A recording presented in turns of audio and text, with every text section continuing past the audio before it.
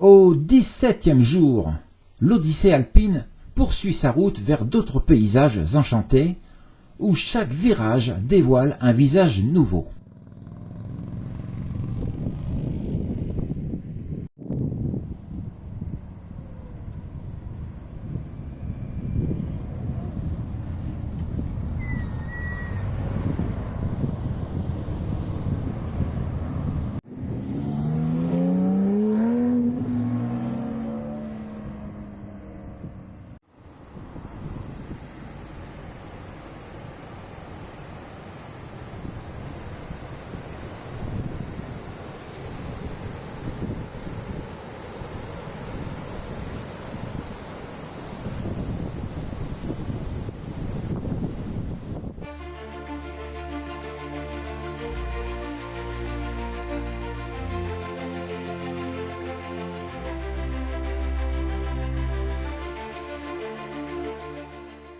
Un arrêt à la cascade de Sidelenbach s'impose devant la majesté grandiloquente du théâtre montagneux où chaque visiteur se laisse envoûter et s'en met plein les yeux. Ce petit torrent de Sidelenbach est un modeste affluent parmi tant d'autres qui offre ses eaux à la rivière Reuss dans la vallée, s'écoulant vers l'est, à contrario du Rhône, en direction du Tyrol autrichien. Il trace dans le paysage un sillage que seules les rivières savent inventer.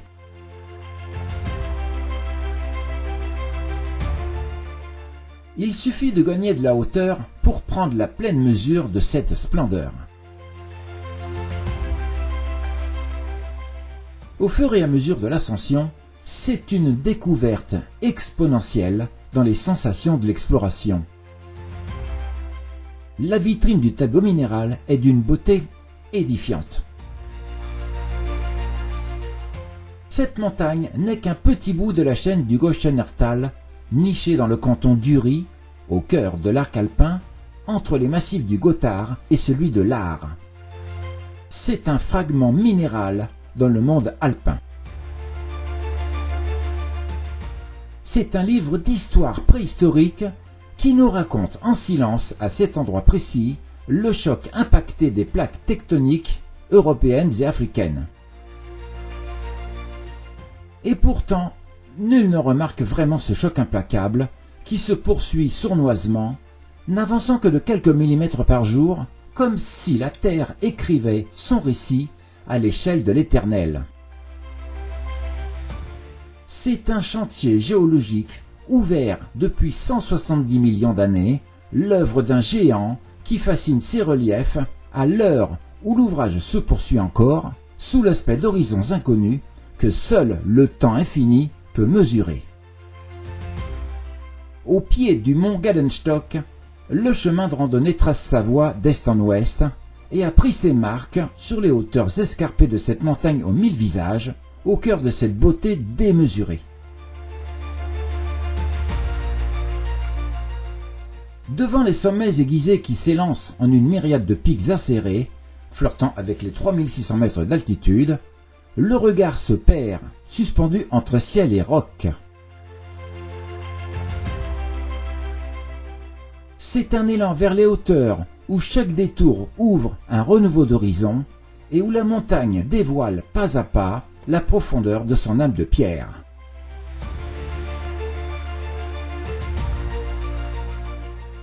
Les neiges éternelles qui subliment le paysage ne sont plus qu'un sursis en fin de vie glaciaire. Un autre grand regret, ces parements immaculés de blanc auront définitivement disparu du paysage à la fin de notre siècle. L'évasion glacée nous transporte dans les airs de l'Odyssée alpine qui nous mène en direction du Tyrol et vers d'autres horizons, transportés par les sensations d'ailleurs. Vue du ciel à 3000 mètres d'altitude et du haut de cette montagne souveraine, c'est un autre regard qui porte sur ce chef-d'œuvre du monde. C'est tout en bas, au creux de cette vallée impériale, que va et vient, sur un parcours bucolique de 18 km, et depuis 1914, le mythique train à vapeur de Furka Bergstrecke, depuis Oberwald jusqu'à Réalpes, traversant le temps autant que l'espace. C'est une ligne à crémaillère adaptée pour gravir les fortes pentes qui atteint la fraîcheur des 2160 mètres au point le plus haut. C'est la star de cette vallée.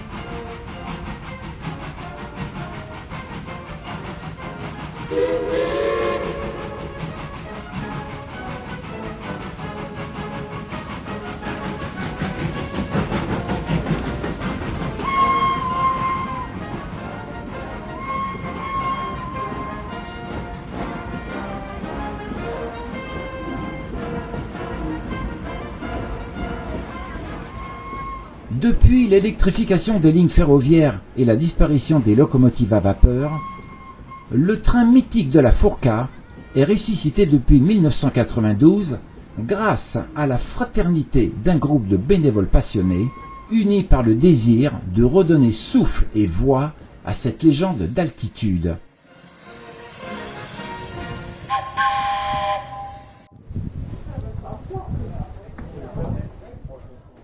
Entre juin et la fin septembre, du jeudi au dimanche, le rescapé du chemin de fer s'éveille comme un invité d'été, reprenant vie au rythme paisible de 2 allers-retours par jour.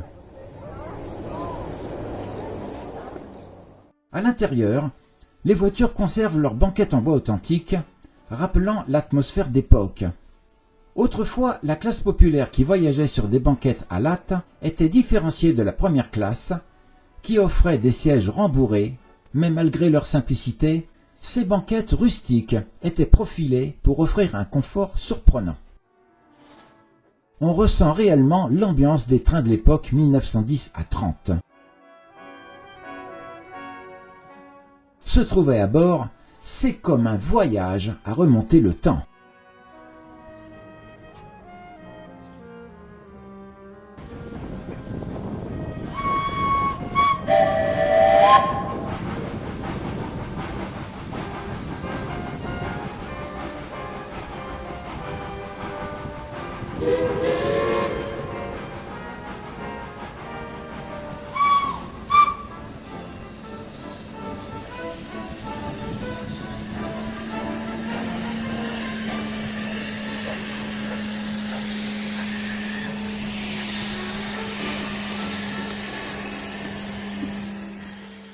La restauration du train, incluant celui des voitures et l'entretien mécanique de la loco par ces bénévoles passionnés, c'est conserver un patrimoine culturel, technique et émotionnel.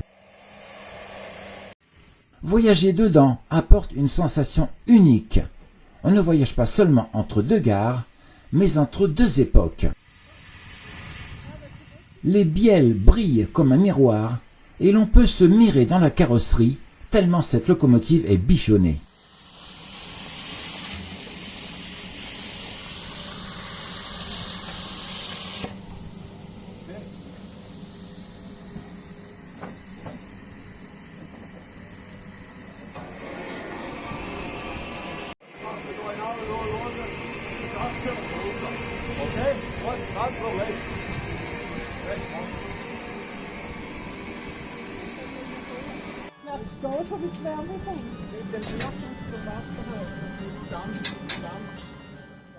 Tous les instruments du poste de pilotage sont restés authentiques au détail près depuis 111 ans.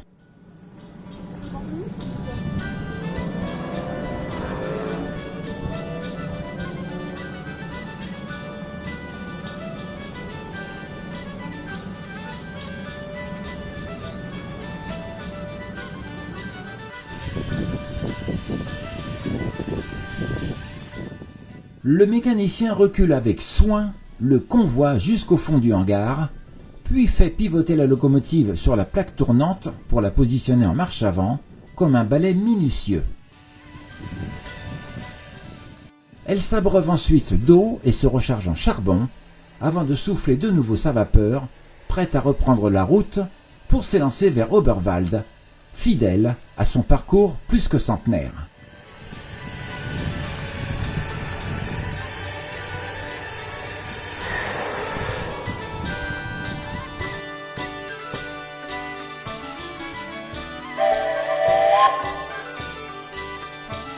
C'est reparti pour un tour à travers nostalgie et merveille.